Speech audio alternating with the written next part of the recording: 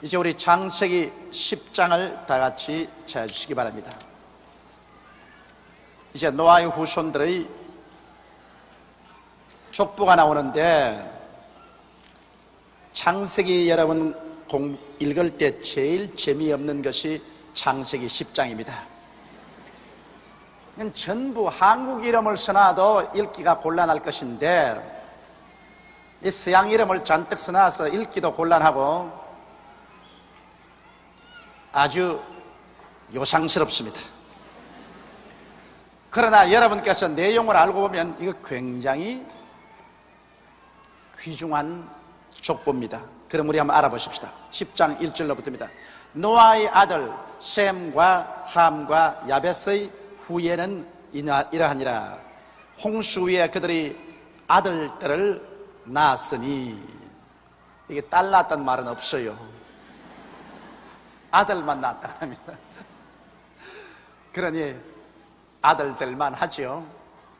우리 동양 사람들은 딸만 놓으면 울지 않아요.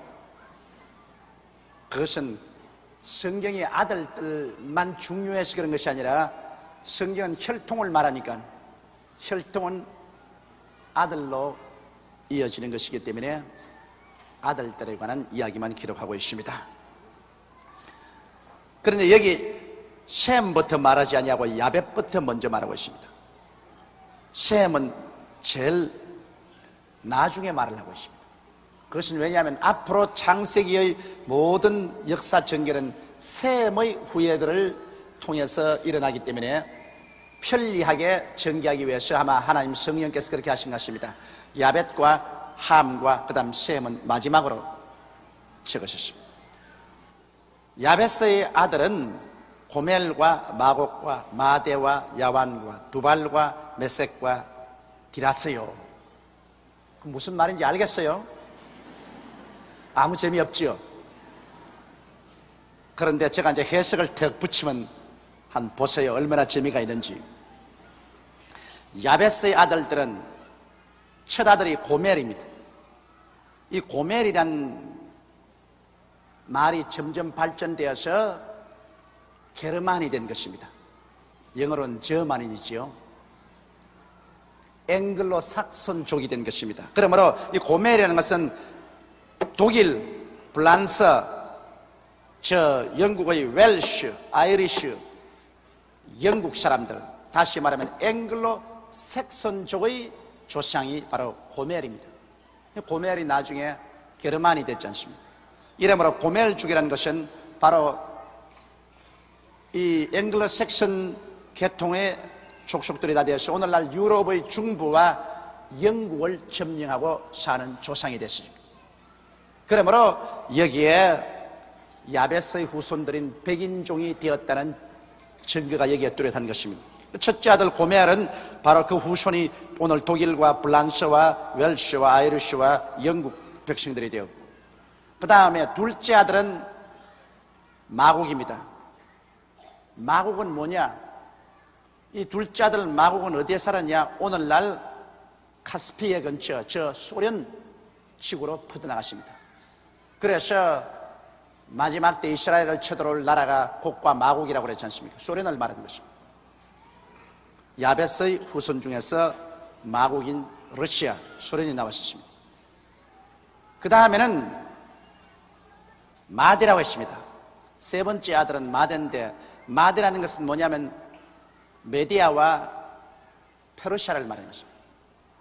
메드와 페르시아, 그것은 저 소련 국경 밑으로 이렇게 뻗어 있는 메디아와 페르시아만 일대에 살게 되었고, 그 다음 네 번째 아들이 야완인데, 야완은 어디로 나가냐면 오늘날 소위 말하는 헬라, 그리크하고 그 다음에 스페인 반도, 포르투갈, 이와 같은 이베리아 반도로 나갔습니다. 여러분께 세계 지도를 보면 지중 위에 저리 올라가서 이렇게 스페인이 나와 있습니다. 그 스페인 일대로 야완은 건너가셨습니다. 그래서 야완은 거기에서 삶을 잃게 됐습니다. 그래서 오늘날 소위 말하는 헬라라든지 스페인, 포르투갈, 이것은 야완 후손들로 나온 것입니다. 그리고 두발이라고 했는데, 두발도 역시 이베리아 반도인 스페인 반도에 가서 살았었습니다. 그 다음 여섯째 아들인 메셴이 나오는데, 이 메셴이라는 것은 그 이름이 바꾸어져서 요 사이에 어떻게 달라졌냐면 모스코바가 된 것입니다. 메셴, 감 따라 말씀, 메셴. 메셴이 이름이 바꾸어져서 무스코바이트가 되었고, 그 다음 요 사이 모스코바가 되었습니다. 그래서 메셴은 오늘날 모스코바 족속입니다. 소련 족속입니다. 그 다음에 일곱째 아들이 디라스인데, 이 디라스는 그 후손들이 트락탄스라고 하기도 하고 또 에트루스칸이라고 한 족속인데, 결국 어디로 이민을 갔냐면 이태리로 건너가서 오늘날 이태리 족속이 되고 마는 것입니다. 이래서 야베스의 후손들은 저 유럽의 지중해 연안 일대, 소아시아를부터 시작해서 저 지중해 연안 일대로 퍼져나가서 유럽 중부를 점령하고, 그 다음에는 저 북부인 노르웨이, 덴마크, 스웨덴 저 일대를 점령하고 소련까지를 가서 오늘날 얼굴이 흰 백인들의 조상이 됐습니다. 그래서 그 백인들은 나중에 영국, 그리고 카나다, 미국, 남미를 점령하게 되고 오스트라리아도 점령하게 되고 뉴질랜드도 점령하게 되고 창대하게 되고 마는 것입니다. 그래서 하나님이 야벳을 창대케 하사 셈의 장막에 거하게 하시고 그렇게 말했습니다. 야벳은 지리적으로 보더라도 창대합니다. 여러분, 그 거대한 유럽과 소련 전토, 북남미 전체, 오스트라리아, 뉴질랜드, 이거 전부 다 백인들이 점령하고 말한 것입니다. 창대하게 됐었습니다. 그리고 이 사람들은 지리적으로만 창대할 뿐 아니라 물질적으로도 창대하게 되었습니다. 하나님께서 과학 문명을 주셔서 과학적인 발전과 발견으로 물질적으로도 오늘 백인들이 창대하게 되어서 거의 지구를 백인들이 통괄하다시피 해왔고, 지금도 백인들이 다스리고 있습니다. 지금 소련 블록하고 미국 블록이 서로 응을거리고 싸우지만은 그 전부 다 야베스의 자손들이 서로끼리 어른거린 것입니다. 오늘날 세계는 지금 백인 세계예요. 백인들끼리 온 세계를 나누어 놓고 난 다음에 어른거리고 있습니다. 그만큼 백인 세계는 물질적으로 창대하고 말한 것입니다. 그래서 그 조상들 밑에 이제 자손들이 이렇게 많이 나왔는데, 그러면 자손들은 깊이 알아볼 필요가 없습니다. 이름만 읽어 나가면 되는 것입니다. 고멜의 아들은 아스그나스와 리밧과 도갈마요, 야완의 아들은 엘리사와 달시스와 기띔과 도다님이라. 이들로부터 여러 나라 백성으로 나뉘어서 각기 방언과 종족과 나라대로 바닷가의 땅에 머물렀더라. 다시 말하면 지중해를 중심으로 한 유럽 일대에 머물렀더라. 그렇게 말하고 있는 것입니다. 그러므로 백인들의 조상은 바로 야벳인 것입니다. 창대케 되었습니다. 그 다음 6절에 이제 함의 아들 보십시다. 함은 하나님 앞에 저주를 받은 아들 아닙니까?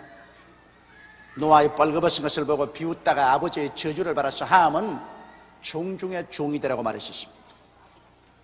그런데 함의 아들은 구스와 미스라임과 붓과 가나안이요 그랬습니다. 그러면 우리가 고대 역사와 지도를 찾아보면은 이 구스는 어디냐 하면은 오늘날 에티오피아를 말하는 것입니다. 한번 따라 말씀하세요. 에티오피아. 오늘날 에티오피아를 구시라고 말합니다.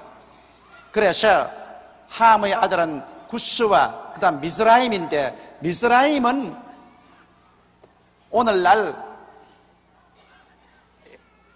에지부트와 팔레스타인의 블레셋을 말합니다.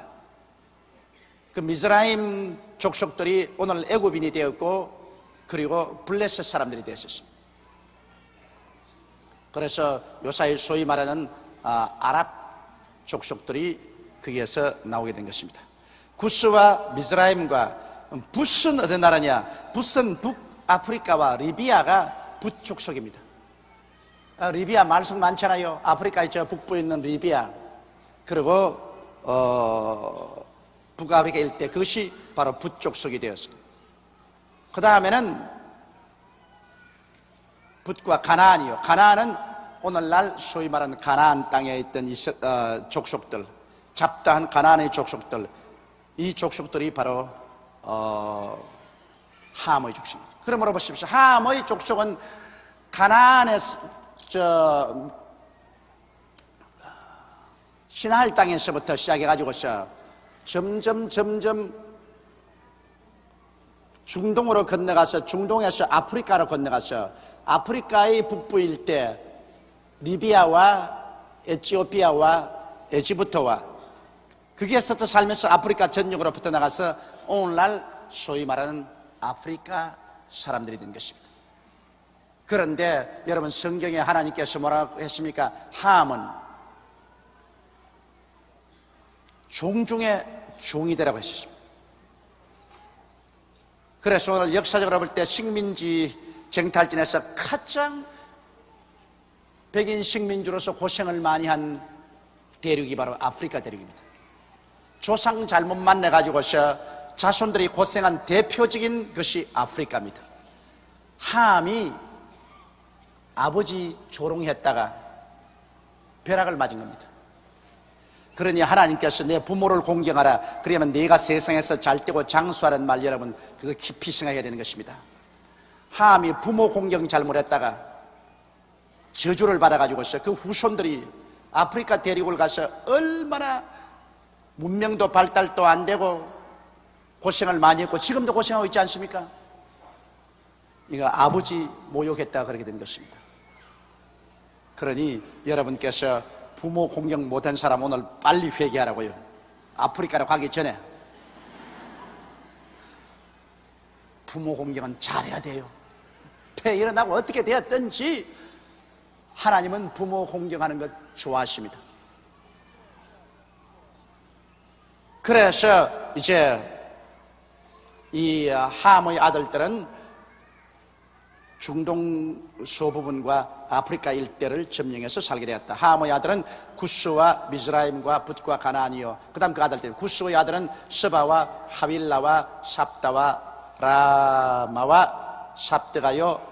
라마의 아들은 스바와 드단이며 구스가 또 니므롯을 낳았으니 그는 세상에 처음 연결이라. 구스가 낳은 아들 중에 니므롯이 나왔는데 이 니므롯이 제일 처음 나라를 세웠습니다. 그것이 구바벨로니아라고 하는데 바벨론에서 구바벨로니아를 세워서 이 니므롯이 왕이 되었습니다. 그리고 이 니므롯이 굉장한 사냥꾼이었습니다. 그가 여호와 앞에서 특이한 사냥꾼이 되었으므로 속담에 이르기를 아문은 여호와 앞에 니므롯 같은 특이한 사냥꾼이로다 하더라. 왜 여기 사냥꾼이라는 것을 특별히 기록하냐면 그 당시에 사람 수는 적었는데 짐승이 얼마나 많았던지, 뭐 온 산천에 짐승이 꽉 들어차서 사람들을 막 해쳐요.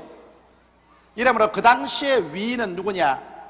짐승들을 잡아서 사람들이 안전하게 살도록 하는 것이 바로 위인이었습니다. 여러분 시골에 산 사람은 몰라도요, 나는 시골에서 태어났기 때문에 참 겁납니다.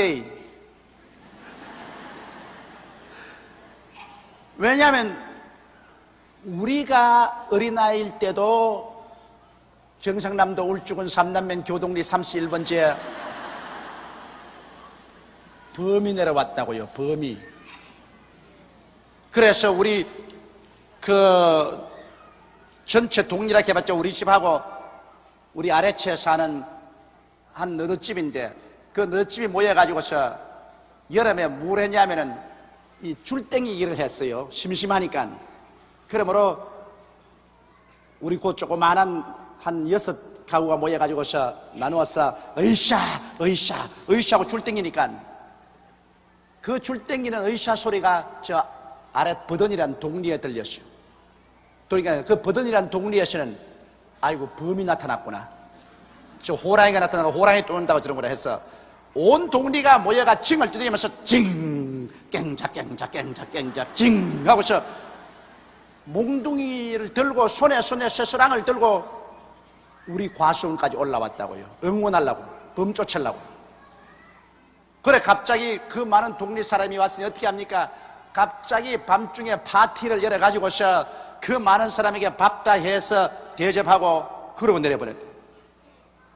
정말 짧은 세월이지만 그때도 범이 있어가지고서 밤에 내려와서 소를 물고 가고 개를 물고 가고 사람을 다치겠다.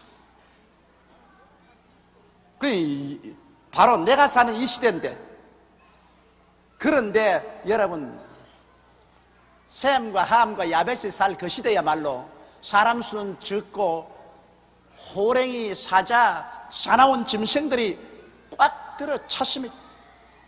그래서 그 당시에 위인이라는 것은 정치를 잘하는 위인이 아니라 사냥을 잘하는 사람이 위인이 됐는데, 여기 구스가 낳은 니므롯은 사냥의 천재요. 자, 그 사람 손에 걸렸다고 말하면 어느 짐승도 나만 아는 짐승이 없어. 그가 여호와 앞에서 특이한 사냥꾼이 되었으므로 속담에 이르기를 아문은 여호와 앞에 니므롯 같은 특이한 사냥꾼이었더라. 그래서 그는 구바벨로니아 첫 인간이 세운 나라의 임금이 되었고 그 아내의 이름이 세미라미스입니다. 그런데 이 세미라미스가 굉장히 영리한 여자입니다.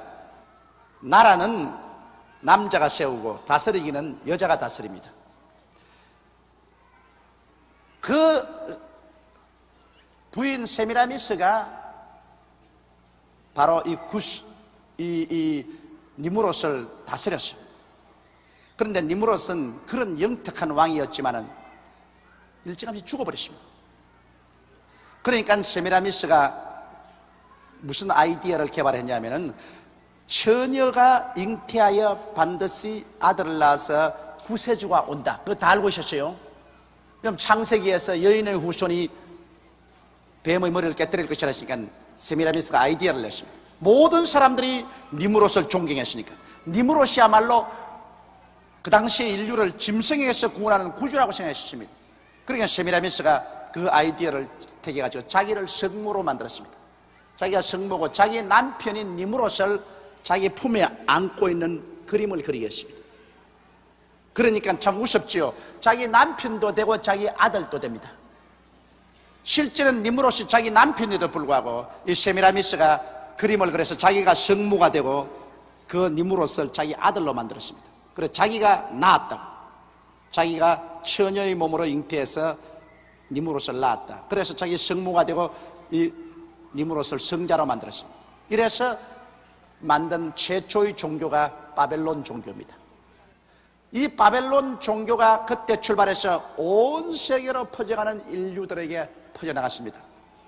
그래서 온 세계 근원적인 기초적인 종교가 이 바벨론 종교입니다. 그런데 왜 내가 이 말을 하냐면 성모가 성자를 안고 있다.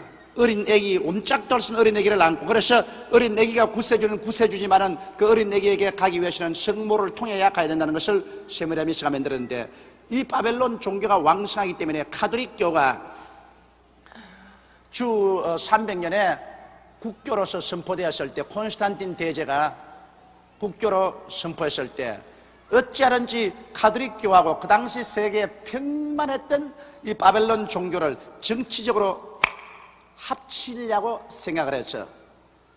그래서 그 당시에 로마의 총감독하고 인원을 해가지고서 카톨릭교를 이 바벨론교하고 혼합을 시켰습니다. 그래서 오늘날 카톨릭교에서 여러분 성모 마리아가 어린 애기 예수를 이렇게 안고 있지 않습니까? 이거를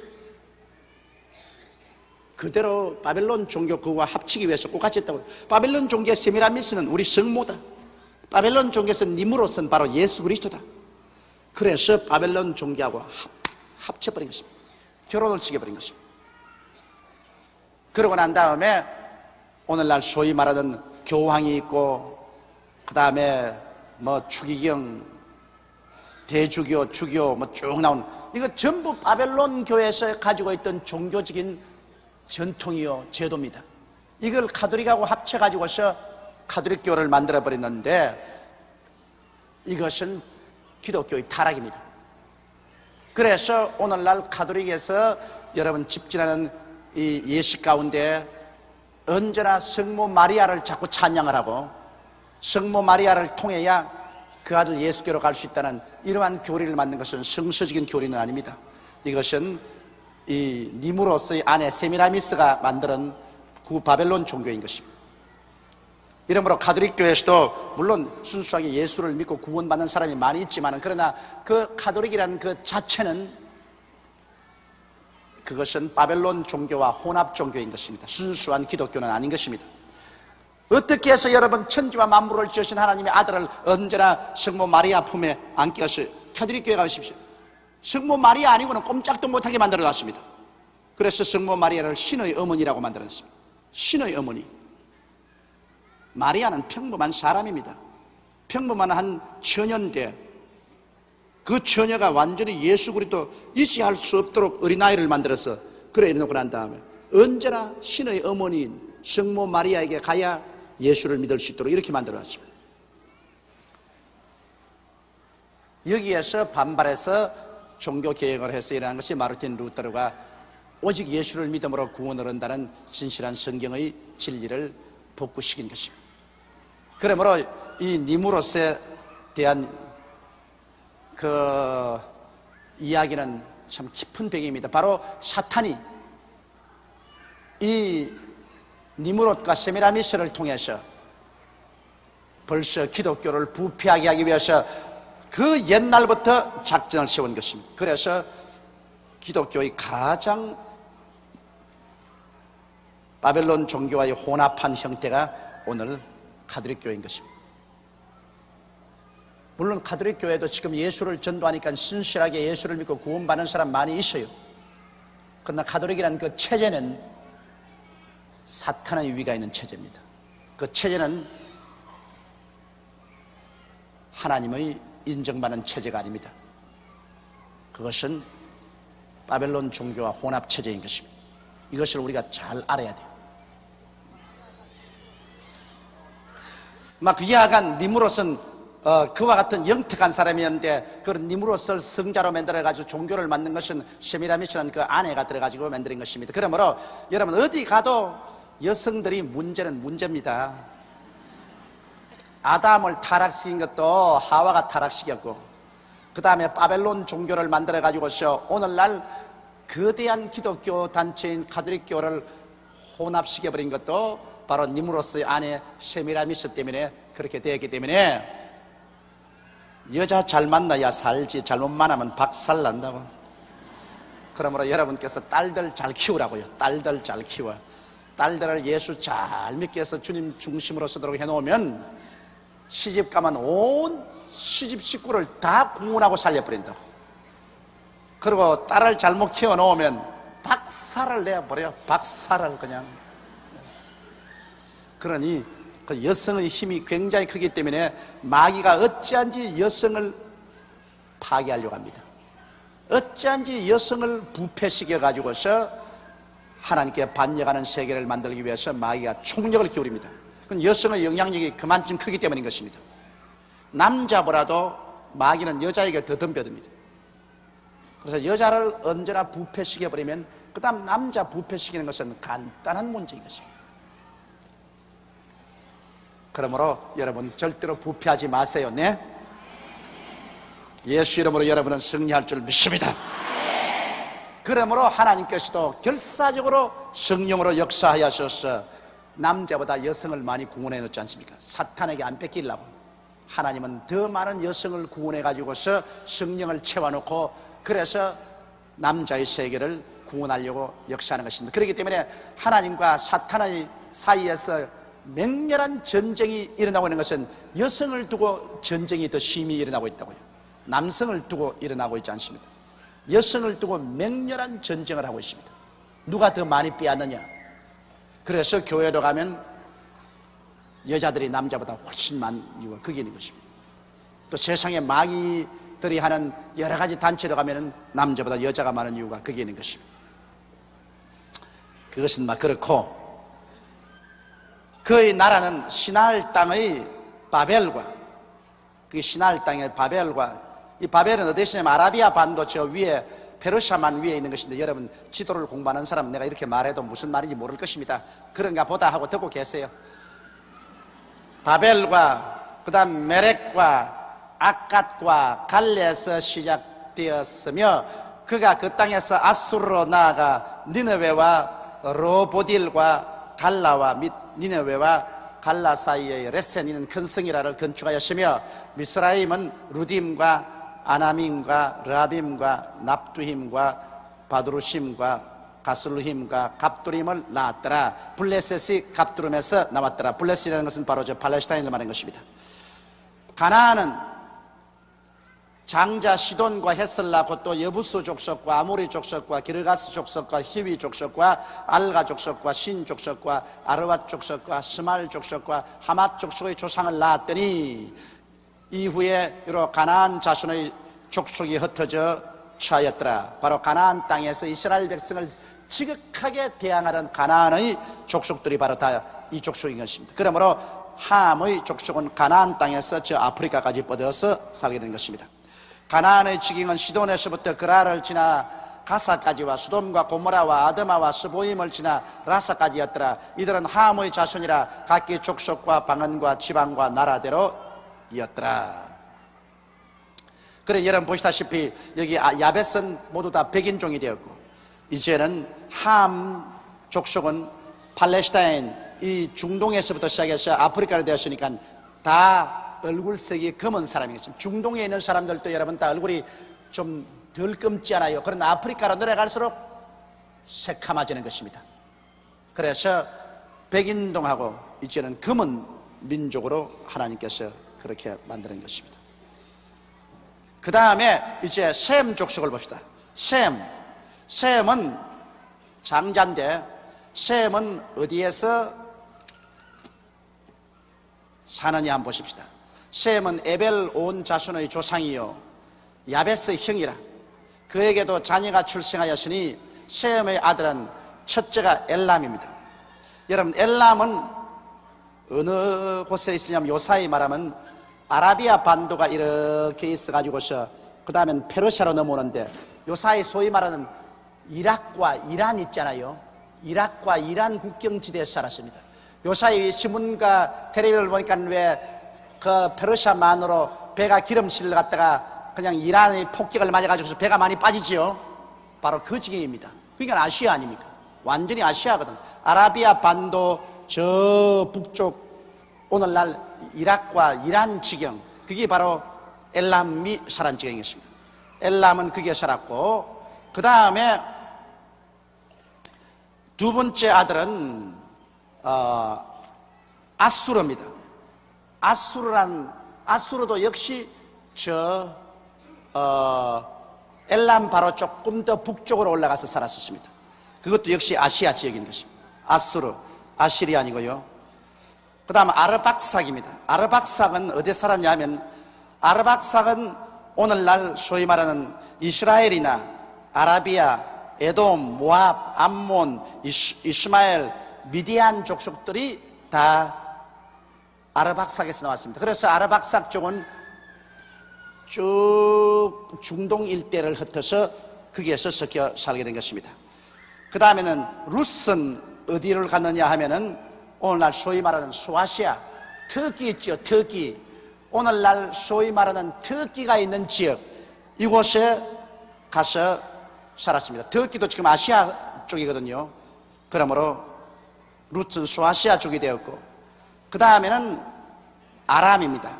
아람은 오늘날 시리아가 아람인 것입니다. 그러므로 여러분 이 셈 족속은 보면 모두 다 아라비아 반도를 중심으로 해서 이 동쪽으로 근동으로 나와서 아시아 족속 소아시아와 아시아에 흩어져 살았기 때문에 결국 셈 족속은 거기에서 요사이 말하는 이락에서 이란으로 나오고 그 다음에는 아프가니스탄으로 나오고 파키스탄으로 나오고 인도로 나와가지고서 중국과 몽고와 한국과 일본까지 이렇게 뻗어나온 것입니다. 그러므로 여러분과 나는 셈 족속이라고 하는 이유가 그게 있는 것입니다. 셈 족속들은 글이 나오면서 무엇을 발전시키느냐? 종교를 발전시킨 것입니다. 하나님께서 셈 족속에게는 종교적인 사명을 주셔서 셈 족속을 통해서 불교도 나오고 유교도 나오고 유대교도 나오고 기독교도 나오고 마호메토 교도 나오고 세계의 모든 종교는 셈 족속에서 출발을 한 것입니다. 그래서 세계의 나라들이 다 셈의 장막에 들어와 있게끔 그렇게 된 것입니다. 그 다음 아람의 아들은 우스와 훌과 게델과 마스며 아르박삭은 셀라를 낳고 셀라는 에벨을 낳았으며 에벨은 두 아들을 낳고 하나의 이름은 벨렉이라 하였으니 그때 세상이 나뉘었더라.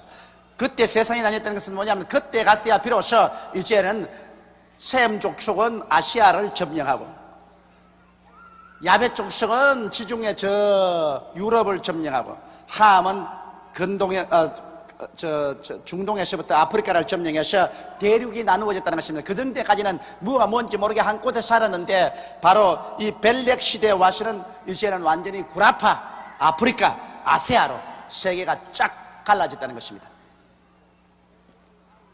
그때 세상이 나뉘었으며 벨렉의 아우 이름은 욕단이며 욕단은 알모닷과 셀렙과 하살마액과 예라와 하도람과 우살과 니글라와 오발과 아비마엘과 스바와 오빌과 하윌라와 요밥을 낳으시니 이들은 다 욕단의 아들이며 그들이 거하는 곳은 메사로부터 스발로 가는 길의 동편산이었더라. 이 메사로부터 스발로 가는 동편산은 아라비아 지역을 말하는 것입니다. 오늘날 사우디아라비아 말입니다. 사우디아라비아 지역에서 살고 거기에서 더 올라가서 동편으로 아람이 살고 그 다음에는 아수르가 살고 아라박삭은 거기에서 저 소아시아로 나가 사는 것입니다. 이들은 셈의 자손이라 그 족속과 방언과 지방과 나라대로였더라. 이들은 노아 자손의 족속들이요 그 세계와 나라대로 홍수 위에 이들에게서 땅의 열국 백성이 나뉘었더라. 재미있습니까 없습니까? 재미있죠? 그 족보를 따져보면 여러분 우리가 어디에 속하는가 그것을 알게 된 것입니다. 여러분은 어느 족속에 속하지요? 셈 족속에 속합니다. 그러므로 셈 자녀들은 종교심이 많습니다. 오늘날 가장 아시아 민족이 종교 인구가 많고 종교심이 많습니다. 그런데 대개 이 종교들이 사탄에게 묶인 잘못된 종교에 잡혔는데 참된 종교는 예수를 믿고 하나님을 섬기는 것인데 이 셈 족속 중에서 가장 예수님을 순수하게 열심히 잘 믿는 나라가 우리 한국이 되었다는 것입니다. 여기에서 자랑할 것이 있다 그 말인 것입니다. 왜냐하면 하나님께서는 셈 족속에게는 종교적 사명을 주었는데 그 종교적 사명 중에서도 가장 올바르게 믿는 구원받는 신앙의 길은 우리 대한민국 사람에게 보여주신 것입니다. 그러므로 우리 한국이 종교적인 사명이 있다. 하나님이 우리 한국을 버리지 않는다는 이유가 여기에서 나오는 것입니다. 아무리 해도 한국이 가라앉아버리면 이제 아시아에서 셈의 후손 중에서 올바르게 하나님 믿는 나라가 없어져 버리고 말아요. 왜냐하면 원래는 하나님께서 이스라엘을 택해서 세우려고 했는데 그 이스라엘은 먼저 하나님을 배반해버리고 그 다음 나머지 하나님을 믿는 나라는 지금 순수하게 믿는 나라는 한국이 가장 중심적인 나라인 것입니다. 그 이외에는 셈의 후예들이지만은 보십시오. 저 아랍은 완전히 마호메토 교회 점령되었지요. 인도는 힌두교회 점령이 되었지요. 동남아는 불교의 점령이 되어버렸지요. 인도네시아는 힌두교에 잡혀있지요. 필리핀은 카톨릭으로서 막 완전히 지방 종교하고 섞여서 범벅이 되어버렸죠. 그 다음 일본은 불교와 우상천지가 되어버렸죠. 순수하게 예수 그리스도를 믿고 하나님을 경외하며 불꽃같이 일어나는 증거의 나라는 지금 반도 허리가 잘린 대한민국 1천만 성도인 것입니다. 그러므로 하나님께서 우리나라를 절대로 마귀에게 안 내놓겠다고 딱 잡고 계시기 때문에 떨어지면 낙동강하다가 살아나고 떨어지면 낙동강하다가 살아난 이유가 다 거기 있는 것입니다. 여러분 우리가 잘나서 살아났다고 생각하면 그 큰 오해입니다. 좌우가 내가 김일성이 같으면 벌써 한국을 먹었을 것입니다. 한국을 먹을 수 있는 기회가 많았어요. 4.19 났을 때도 한국을 먹을 수가 있고 그리고 5.16 군사혁명 이후에도 한국 정치 사태가 혼란할 때 먹을 수 있는 기회가 많았어요. 더구나 광주 사태가 일어나서 광주 전체가 불탈 때 그때 먹을 수 있는 기회가 눈앞에 다가왔습니다. 그리고 월남이 망할 때, 그러니까 미군이 그냥 월남에서 군대를 뽑고 미국 여론이 들끓어서 한국에도 군대를 뽑으라고 하고 야는 날 그때 좌우간 김일성이가 한국을 먹을 수 있는 그것이 눈앞에 환하게 보이는데 그때 눈이 어두워서 못 먹었어요.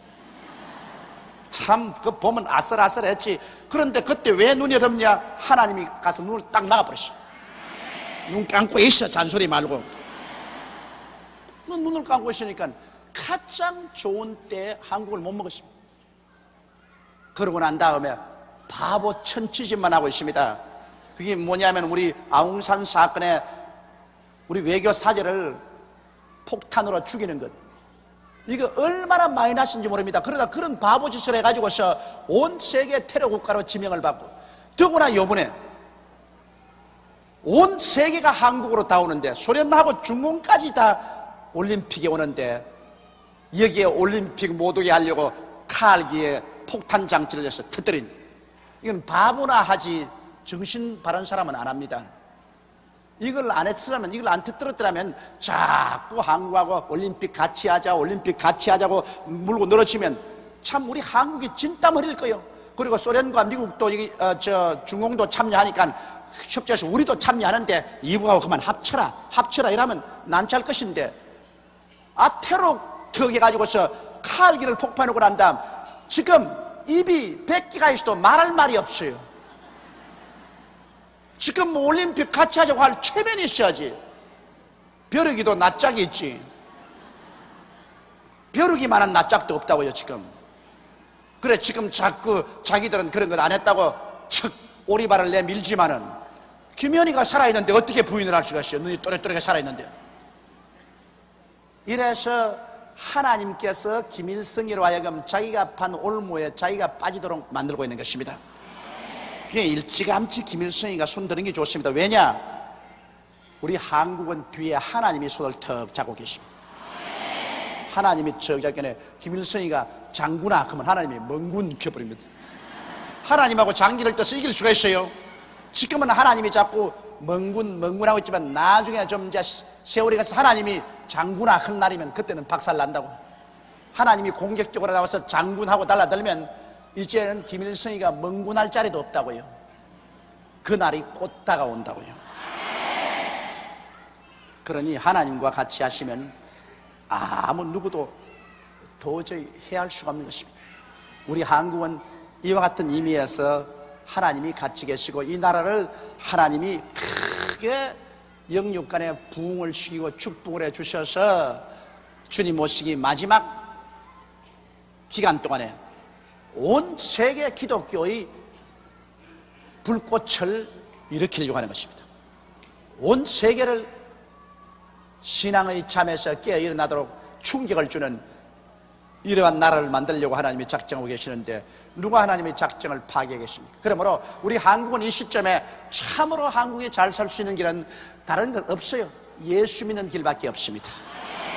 뭐 다른 여러 가지 국가적인 시책과 정책을 세우는 것, 그거 다 인간적인 것이고, 온 국민이 회개하고 대통령으로부터 온 국민이 모두 다 주님 앞에 무릎을 꿇으면 하나님의 성령이 비같이 쏟아질 터인데 뭐 그러면 일시에 우리나라가 잘 되게 되는 것입니다. 이러므로 우리나라는 뭐래도 예수 잘 믿어야 돼요.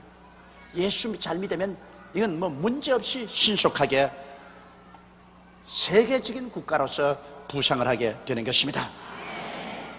그래서 우리는 이제 야벳들도 보았고 함도 보았고 이제는 셈 족속도 보았습니다. 이제는 여러분 지도를 턱 펴고 보시면 하하, 셈의 족속은 저 아라비아 반도에서 저 이락과 이란과 파키스탄, 아프가니스탄, 파키스탄, 네팔, 인도, 저 몽고, 중국 대륙을 통해서 이렇게 내려왔구나.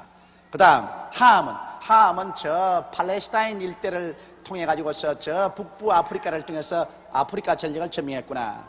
야벳은 지중해 저 북서쪽 연안을 통해서 저 이태리, 로마, 저 지구를 통해서 불란서, 저리로 소련까지 나갔구나. 그렇게 턱 말하면 듣는 사람이 야, 그 굉장히 유식하다 그렇게 말합니다. 그러니까 한번 여러분께서 오늘 집에 돌아가시더랑 이 세계 지도를 쭉 펼쳐놓고 제가 오늘 강의한 것을 한번 머릿속에서 정리를 해보세요. 그러면 여러분께서 성경을 아는데 굉장한 도움이 되실 것입니다. 자, 그러면 이제 11장으로 들어가십시다. 온 땅의 구음이 하나요 언어가 하나였더라. 이것은 이제 셈과 함과 야벳 족속이 아직 나누어지기 전에 시날 땅에서 일어난 사건을 여기에 기록한 것입니다. 온 땅의 구음이 하나요 언어가 하나요. 말도 하나고 발음도 하나라는 것입니다. 발음도 하나요. 말은 하나라도 발음이 여러분 틀릴 때가 많잖아요. 한국같이 좁은 나라도 말은 같지만은 여러분 경상도 말, 전라도 말, 충청도 말, 서울 말, 그리고 평안도 말, 저 한경도 말, 이 조그만 손바닥한 나라 말에 말은 같지만은 발음이 얼마나 틀리잖아요. 아주 놀랄만합니다. 영국도 한 가지예요. 제가 영어를 꽤 잘한다고 하는데도 불구하고 영국 가면 런던에서 내가 말이 통하는데 저 북쪽에서 웰시에 가면은 그냥 눈만 끔벅끔벅 앉아있어요. 내가 한번 어느 목사님 집에 점심 식사 대접을 받으러 갔는데 어찌나 발음이 틀리는지 식탁에 앉아 사모님이 나보고 막 혼자서 깔깔대면서 이야기를 해서 난 눈만 끔벅끔벅 있어. 죽겠어 무슨 말인지 한마디도 안 알았어. 그래 이제 목사님하고 사모님하고 애들 주면서 밥을 먹는데 막 자기들까지 이야기하다 웃으면 나도 싱긋이 웃고 무슨 말인지 모르면서 그리고 나보고 뭘 묻는데 내가 다시 알 수가 있어야지. 글을 써주면 알겠는데 말로는 모르겠어. 그렇게 발음이 다릅니다. 알아들을 수가 없어요.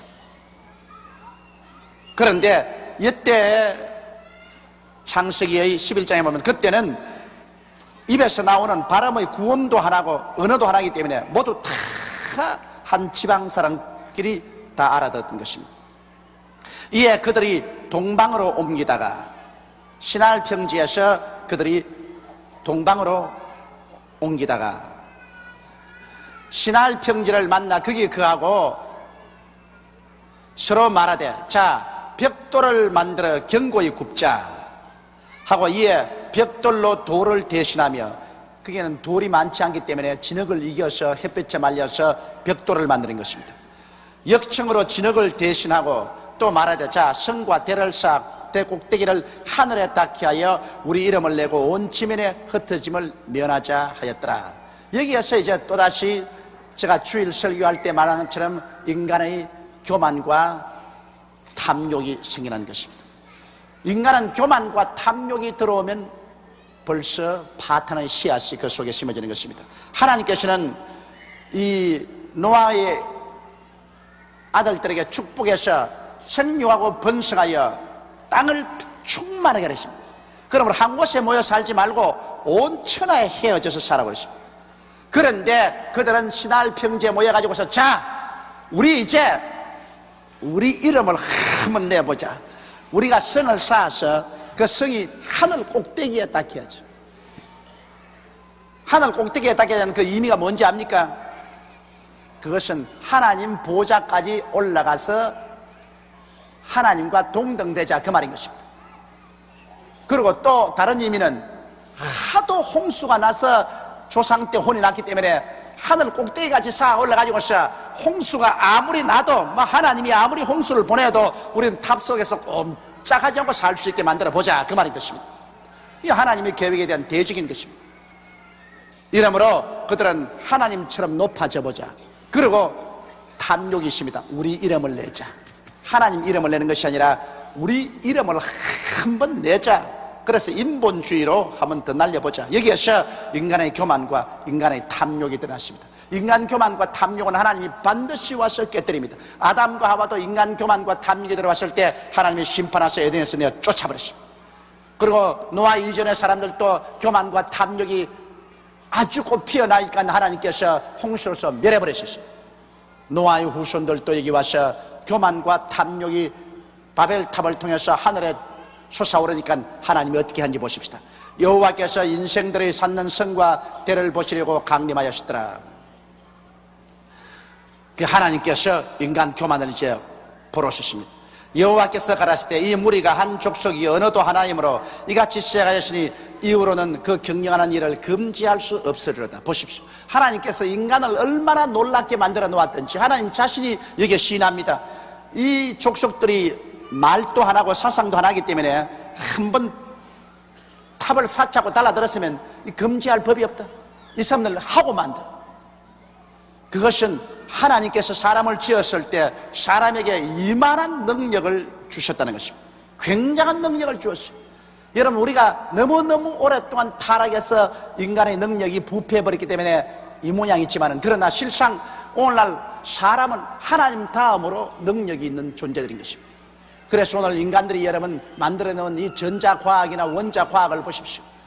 오늘날 무시할 정도로 과학이 급속도로 발전하는 것, 이것은 하나님께서 사람에게 그런 능력을 주셔놓았기 때문에 그 능력이 자꾸 개발되어 나오는 것입니다. 이러므로 하나님께서 인간의 능력을 여기 인정했습니다. 여호와께서 인생들을 쌓는 성과 대를 보시려고 강림하시더라. 여호와께서 가라사대 이 무리가 한 족속이요 언어도 하나이므로 이같이 시작하였으니 이후로는 그 경영하는 일을 금지할 수 없으리로다. 사람이 단결해서 목표를 세우고 나가면 못할 일이 없어요. 우리 여의도 순복음교회 같이 50만 성도가 단결해서 목표를 세우고 하져가면 못할 일이 없어요. 지난 10월 3일 날 우리가 단결해서 해보자 하니까 100만 명도 안 모읍니까? 그렇죠? 사실 우리가 말하기는 150만이 모였다고 우리가 큰 소리 했지만은 솔직히 정직하게 말해서 100만이 모였어요. 50만은 좀 붙였다고. 그러나 우리가 단결해서 해보자고 하면 우리 단독 교회로서도 100만 명을 모을 수가 있었다. 그 단결이라는 것이 얼마나 무서운 힘인지 모릅니다.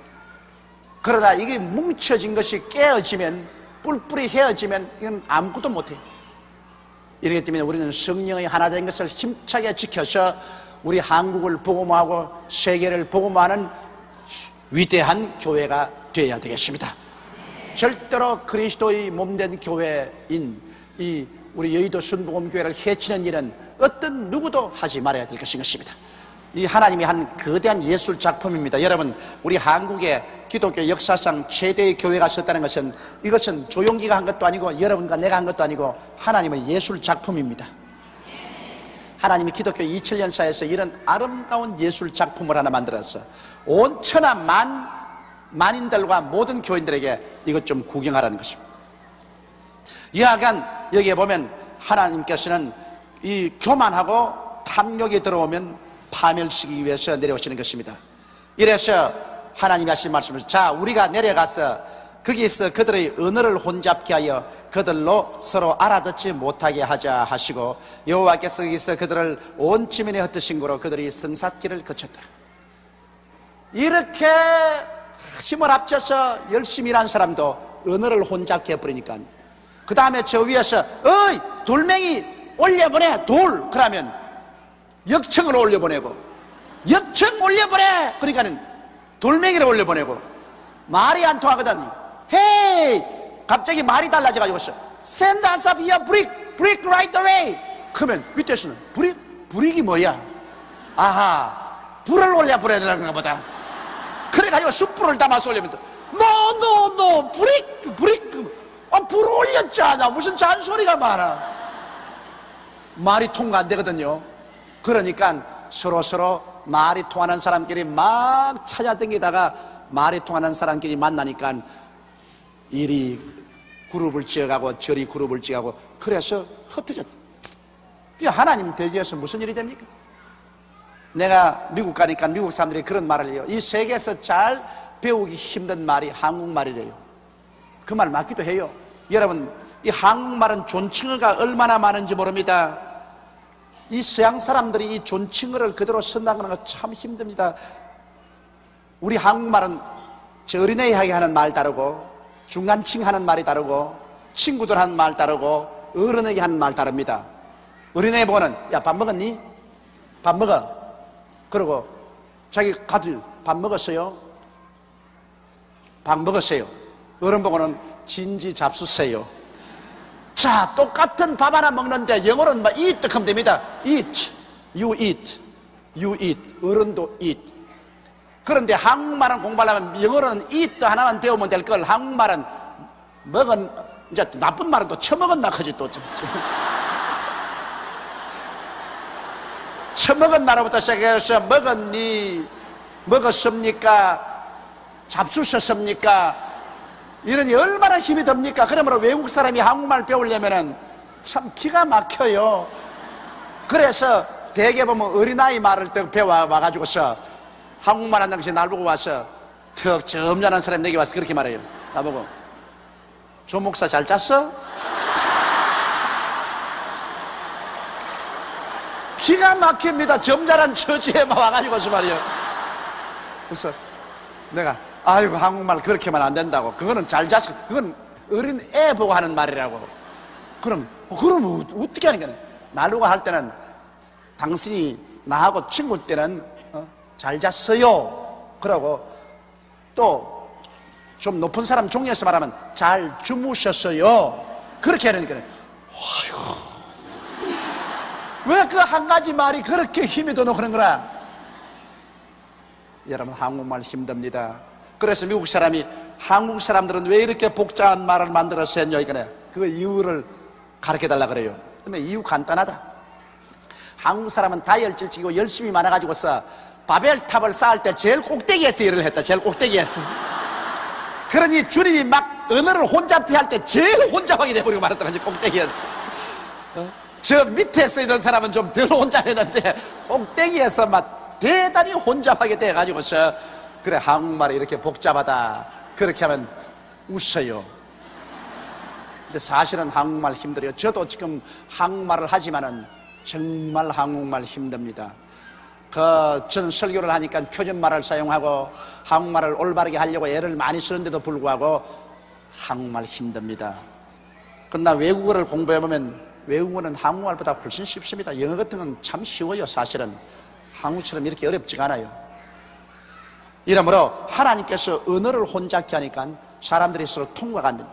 그러므로 헤어지고 그 다음 서로 싸우게 되고, 이 언어를 혼잡하는 것은 사상이 달라지는 것입니다. 생각이 말을 통해서 표현하는 것이니까.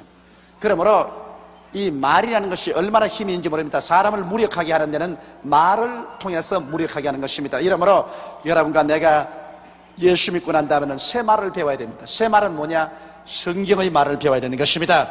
우리가 세상에 저주받고 타락한 말 쓰지 않고 예수 십자가 보배로운 피로서 우리에게 하나님이 주신 오중복음과 삼박자 축복이 입각한 하나님의 말씀을 배워가지고서 그 말씀대로 생각하고 그 말씀대로 우리가 말을 할 때 굉장한 힘이 생겨나는 것입니다. 말이라는 것은 우리를 죽고 살리는 힘이 있습니다. 이러므로 죽고 사는 권세가 혀에 있은즉 말하기를 좋아하는 자는 그 혀의 열매를 먹으리라고 성경은 말하고 있는 것입니다. 그러므로 여호와께서 거기서 그들을 온 지면에 흩으신 거로 그들이 성사길을 거쳤습니다. 일이 안 돼요. 그러므로 그 이름을 바벨이라 하니 이는 여호와께서 거기서 온 땅의 언어를 혼잡게 하셨습니다. 여호와께서 거기서 그들을 온 지면에 흩으셨더라. 하나님이 흩어지라 하는데 안 흩어지니까 하나님께서 강제로 흩어버렸습니다. 오늘날 또 한 가지입니다. 여러분께서 무엇을 하든지 교만과 탐욕이 들어오면 하나님께서 내려오셔서 흩어버립니다. 사람은 무엇을 하는지 언제나 겸비해야 되고, 그리고 욕심을 부리지 말아야 돼요. 자기 분수껏 살아야지 욕심을 부리면 하나님께서 와서 싹싹 흩어버리고 마는 것입니다. 교만과 탐욕 속에는 언제나 심판의 씨앗이 심겨져 있다는 사실을 우리는 잊지 말아야 돼요. 그렇기 때문에 항상 자기의 생활 가운데 겸비해야 되고 자기의 분수를 뛰어넘지 않으려고 늘 자기를 살펴보아야 할 것인 것입니다. 10절에 이제 셈의 후에는 이러하니라. 아까 있는 셈은 쭉 나와가지고서 이 벨렉에 와서, 벨렉 시대에 와서 둘째 아들 이야기를 했었습니다.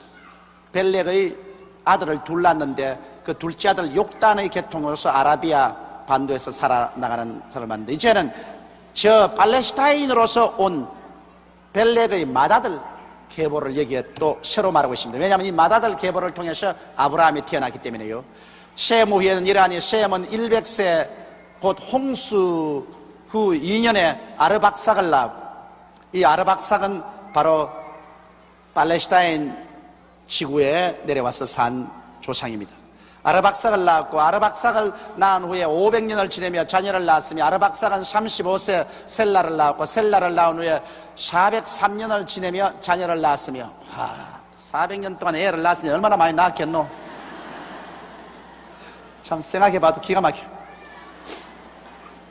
셀라는 30세 에벨을 낳았고, 에벨을 낳은 후에 403년을 지내며 자녀를 낳았으며,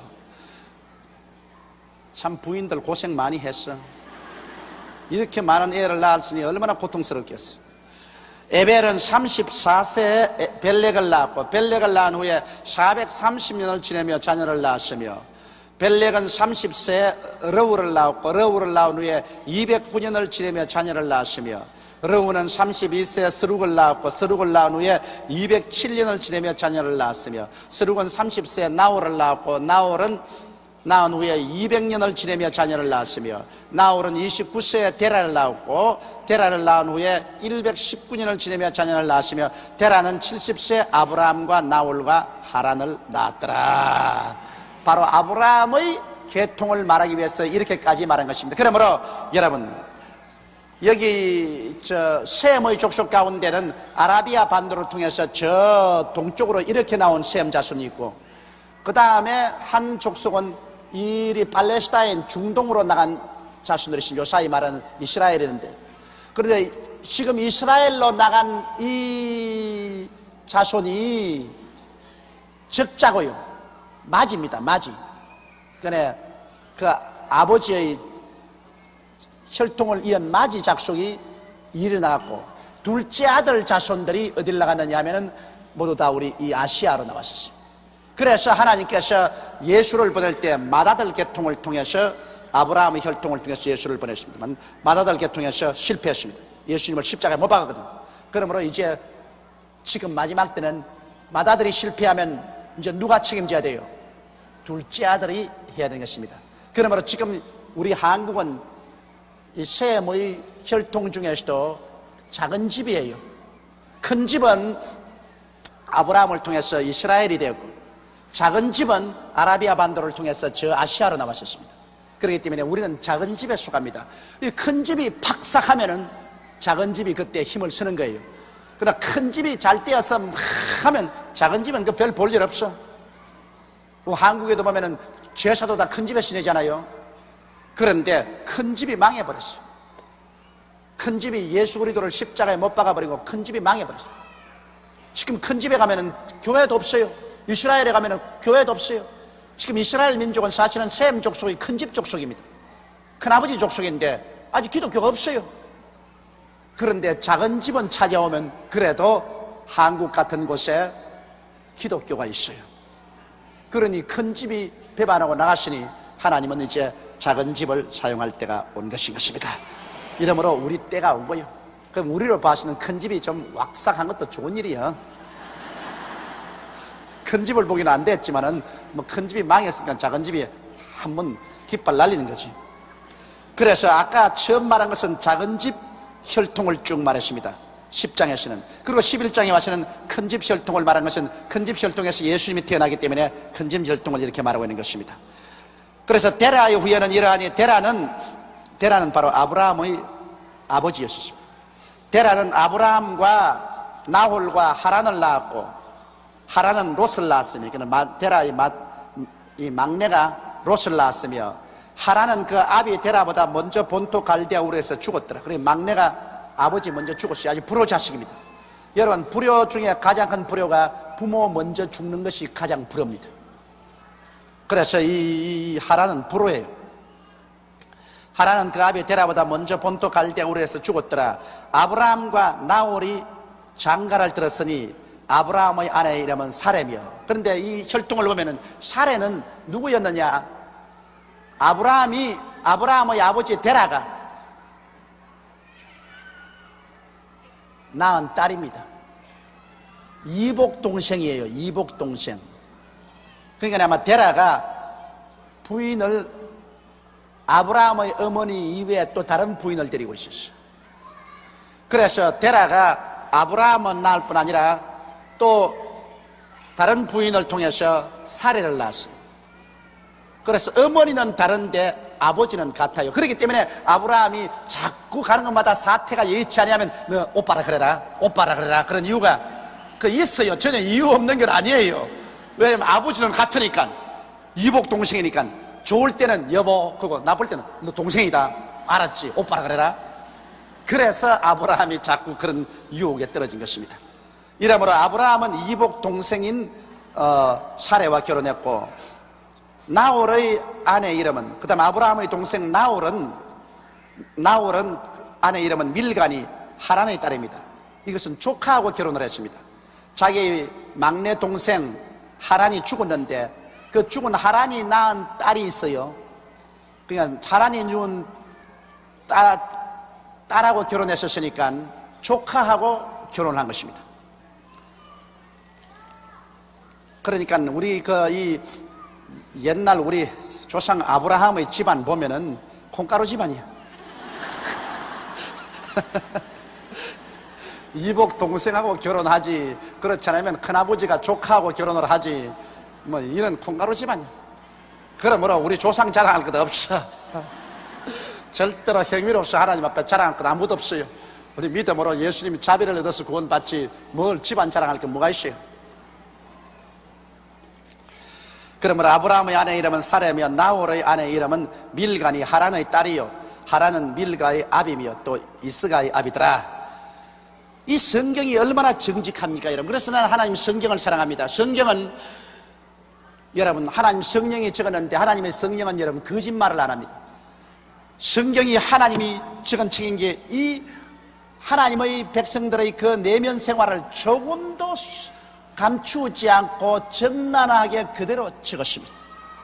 사람이 적은 것 같으면 여러분 나쁜 것은 다 빼버리고 좋은 것만 싹 적을 거 아니겠습니까?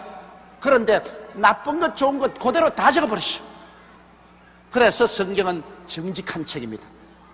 그럼 이렇게 된 인간들도 하나님이 구원하신다, 그걸 생각할 때 얼마나 감사한지 말로 다 할 수가 없는 것입니다. 그 다음 사레는 잉태하지 못함으로 자식이 없었더라.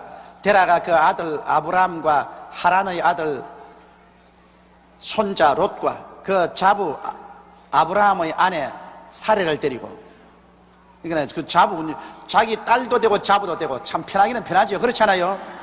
딸도 되고 자부도 되니까 얘야 크기도 하고 며느라 크기도 하고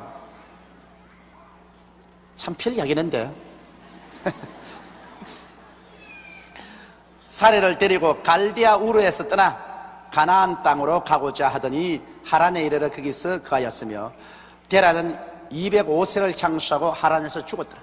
그래서 그 데라가 아브라함과 자기 딸이요 며느리인 사레와 그 다음 막내 손자죠, 손자인 롯을 데리고서 가나안 땅으로 가려고 하다가 하란에서 머무는 동안에 나이가 많아 죽었습니다. 그리고 아브라함이 그 하란에서 굉장히 복을 받았어요. 사업이 잘 돼가지고서 굉장히 땅도 사고 그 일가 친척도 다 불러가지고서 흥왕했습니다. 그런데 이제 창세기 12장에 보면은 하나님께서 아브라함에게 그때 소명의 계시를 허락해 주신 것입니다. 이러므로 이제 창세기 12장 보면 이제는 본격적으로 아브라함의 혈통에서 쫙 이삭과 야곱과 예수 그리스도의 혈통으로 이어나오면서 스토리를 전개하고 있는 것입니다. 알겠습니까, 여러분? 강야는 나도 복잡한데 여러분 잘 아시는지 모르겠지만은, 그러나 오늘 집에 돌아가셔서 꼭 세계 지도를 한번 펼쳐보세요. 아시겠죠? 세계 지도를 펼쳐가지고서 셈은 아라비아 반도에서 이란과 이락과 아프가니스탄, 파키스탄으로 인도로 저리 통해서 왔구나. 그리고 셈의 큰 집은 또 팔레스타인으로 내려갔어요. 오늘날 이스라엘이 있는 저 중동으로 갔구나. 그리고 함은 팔레스타인으로 내려가서 거기도 그하고 아프리카로 내려갔구나. 야벳은 저 북쪽으로 올라가서 지중해 연안과 유럽 일대를 점령해서 살았구나. 그러므로 하나님께서는 셈의 백성들에게는 하나님을 주었으므로 우리가 종교적인 사명을 가지고 있고 우리가 제사장 국가로서 하나님을 섬기는구나. 우리 한국을 제사장 국가라고 하는 이유가 있습니다. 셈에게는 하나님을 주셨기 때문에 하나님을 섬기는 사람은 제사장인 것입니다. 그러므로 우리가 예수를 잘 믿으면 셈의 장막에 야벳이 가라 했습니다. 그렇기 때문에 올림픽에 여러분 161개국이 오는 이유가 있습니다. 우리가 셈의 후예로서 장막을 착 치니까 세계 161개국이 뛰어옵니다. 셈의 장막하에 야벳이 와서 가라. 우리에게 정신적인 그런 장막하에 온 백인들이 다 모여오고 온 흑인들이 다 모여오는 것입니다. 이 얼마나 좋습니까? 눈을 들어보라, 세계가 너에게 오는도다. 이사야서 60장. 이것이 이루어지는 것입니다. 그러므로 우리 한국 5,000년 역사 중에 우리가 예수를 믿었기 때문에 지금 이 시대가 가장 좋은 시대입니다. 어찌다가 이 시대에 태어났는지, 다 같은 코레안으로 태어났는데 고생만 하시다가 북망상천에 파묻혀 한국의 흙이 된 우리 조상들이 많은데, 여러분은 어쩌다가 이 시대에 태어났는지 정말 복 많은 분들입니다. 그것도 1988년 팔자가 2번 늘어진 이 해로부터 시작해가지고서